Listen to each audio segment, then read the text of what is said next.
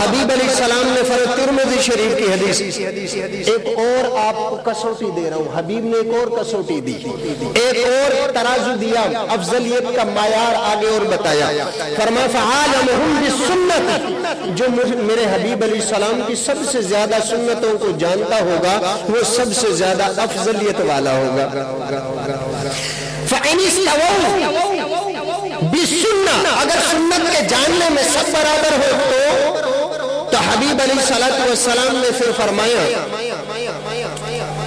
سب سے زیادہ قرات کا قاری ہو، سب سے زیادہ سنت حبیب علیہ السلام جانتا ہو، اور اس کے بعد حبیب علیہ السلام نے ارشاد فرمایا ان میں سب سے زیادہ اقدمہم، جو سب سے زیادہ مقدم ہو، اس میں ہجرتن، اقدمہم ہجرتن، جو سب سے پہلے مہاجر بنا ہو وہ آگے آئے گا، اور اگر اس میں بھی برابر ہو تو حبیب علیہ السلام نے فرمایا اکبرہم سنہ، جس کی عمر زیادہ ہو پھر وہ امامت کرائے۔ چار چیزیں ہیں یہاں، قرات زیادہ جانتا ہو، قرات زیادہ جانتا ہو، حبیب کی سنت زیادہ جانتا ہو، ہجرت میں سب سے آگے ہو، اور چوتھا معیار عمر میں زیادہ ہو۔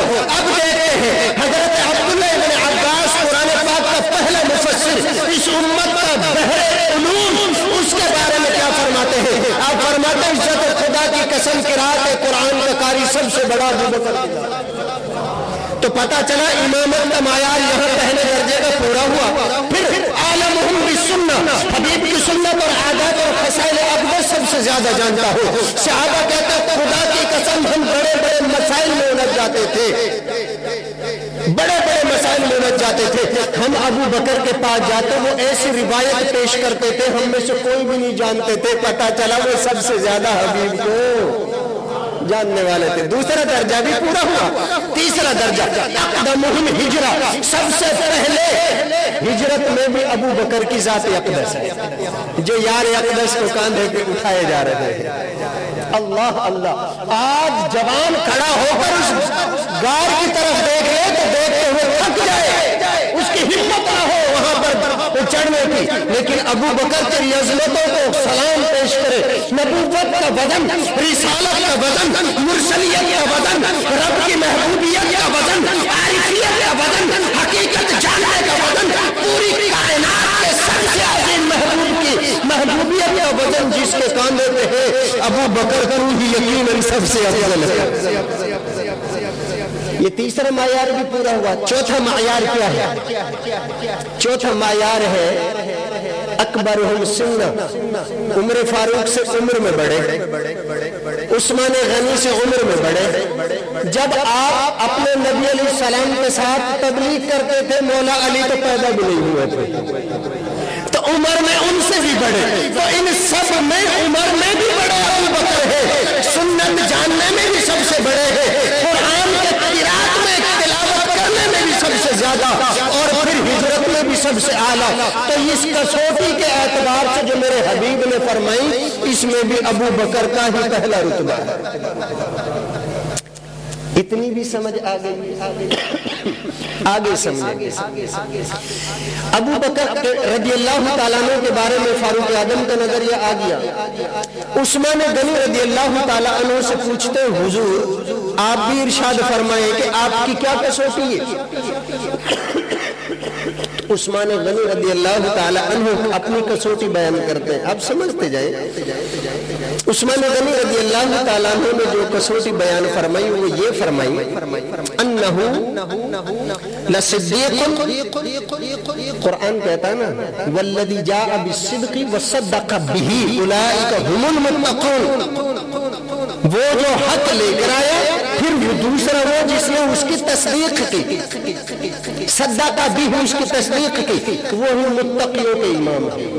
حبیب علیہ السلام کے بعد متقیوں کے امام ابو بکر صدیق رضی اللہ تعالیٰ عنہ، قرآن نے بتا دیا۔ اب تصدیق کرنے والے ابو بکر ہے، عثمان غنی کیا معیار دے رہے انہو لصدیق، ابو بکر چونکہ صدیق ہے اس وجہ سے اس کا سب سے بلند رتبہ ہے۔ پہلا. دوسرا ثانی اثنین ابو بکر دو میں کا دوسرا ہے، اس لیے وہ سب سے افضل ہے ہم میں. تو عثمان غنی بتا رہے ہیں، عثمان غنی رضی اللہ تعالیٰ. اگلا آپ نے فرمایا وہ غار کا بھی حبیب علیہ السلام کا ساتھ، یعنی صاحب رسول اللہ صلی اللہ علیہ وسلم یہ حبیب علیہ السلام کا صحابی ہے، قطعی صحابی جو قرآن نے بتایا، اس وجہ سے یہ سب سے افضل ہے.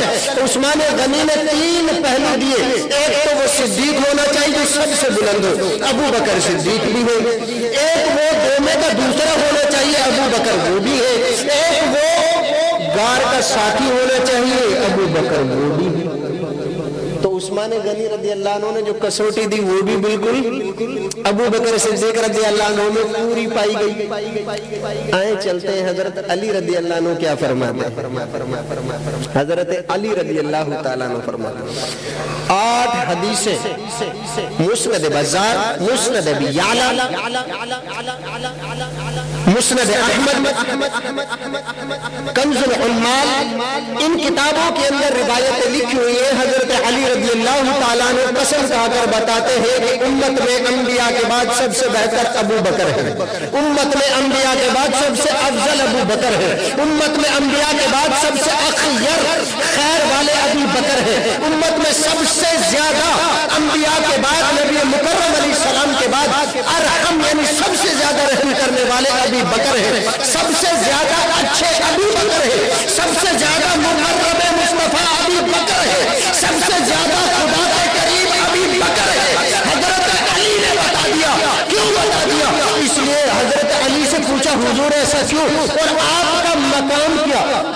جن کو سب سے پہلے نمبر دیتے ہیں نا انہی کی زبان کی بات ہے. اگر اس سے عشق ہے تو اس کے کلام کو بھی مان لو، اس سے محبت ہے تو اس کی بات پر عمل کر لو. حضرت علی رضی اللہ عنہ فرماتے خدا کی قسم ابو بکر کی نیکیوں میں سے علی تو صرف ایک نیکی ہے. ابو بکر کی نیکیوں میں سے علی ایک نیکی ہے. اگر میرے ابو بکر کی نیکیوں میں سے علی صرف اسی ایک نیکی کے برابر ہے، بقیہ نیکیوں کا کیا کمال؟ ان بقیہ نیکیوں نے کتنے رتبہ بڑھایا ہوگا. اگلی بات سنیں، قرآن کہتا ہے حبیب علیہ الصلوۃ والسلام قبر کے قریب پہنچے، صحابہ کرام دفنا رہے تھے. حبیب نے فرمایا یہ کون ہے؟ عرض کیا آقا ہے آپ کا غلام. فرمایا یہ اسی کی مٹی تھی جہاں یہ چلا گیا. میری آپ بات یاد رکھنا، اگلی کسوٹی دے رہا ہوں، یہ قرآن کی کسوٹی آ رہی ہے، سمجھنا. یہ اسی کی جگہ تھی جہاں یہ جا رہا ہے. حبیب کچھ بتانا چاہ رہے تھے، امت کو درس تھا، صحابہ کو سبق تھا، معیار تھا، کسوٹی تھی، افضلیت کا انداز تھا، صحابہ کو کھل کے بتانا تھا اور قیامت تک لوگوں کو سبق دینا تھا.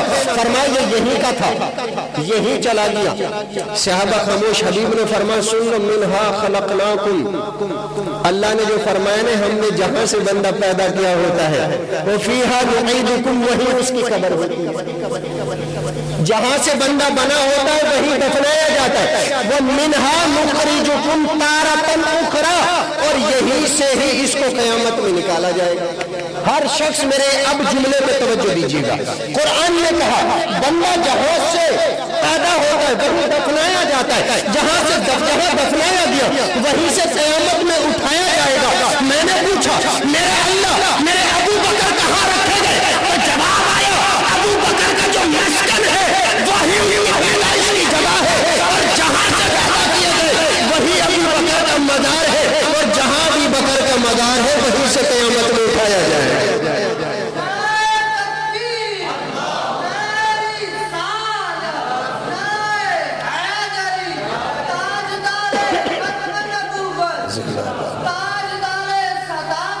زندہ باد. گلی گلی نگر نگر